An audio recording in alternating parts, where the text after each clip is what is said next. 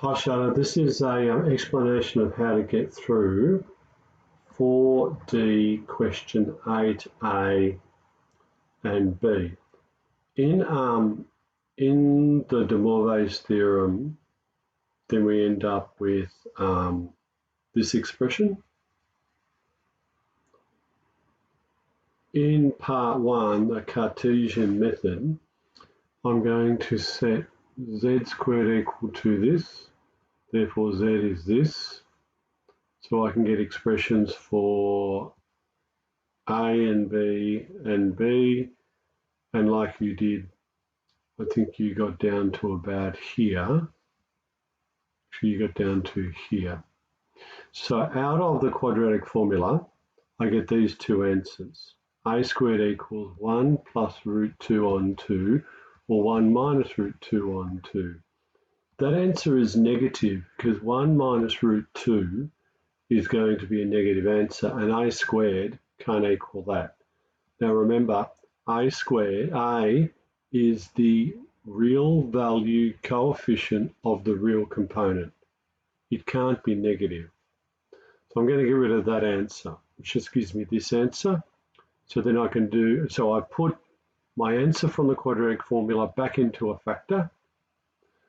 Therefore, a is going to equal plus or minus the square root of those.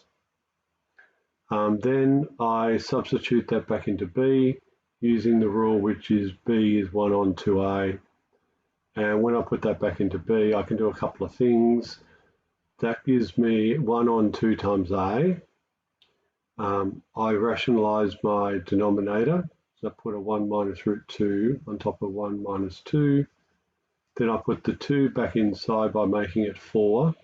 The 2 cancels with the 4 to leave a 2 on the bottom. The negative 1 turns that negative root 2 into positive root 2.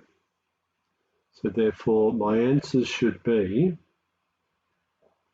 I picked a positive. So the square root of 1 plus root 2 on 2 plus the b value is the square root of root 2 minus 1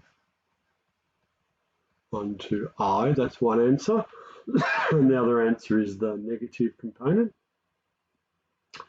And so then I can get the other one, which will be negative the square root of 1 plus root 2 on 2 minus the square root of root 2 minus 1 on 2i.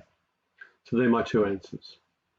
This one here is the same as this one here, because that's in the first quadrant, and both of these answers are positive, so that's going to be in the first quadrant.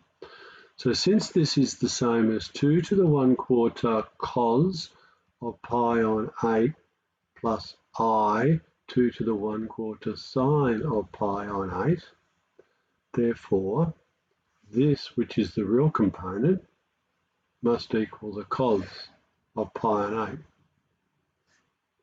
8. And sine of pi on 8 must be the imaginary component, which is that. Done. I only have to consider that one because the question asked for pi on 8, didn't ask for minus 7 pi on 8, which is the answer in the third quadrant, which are the negative answers.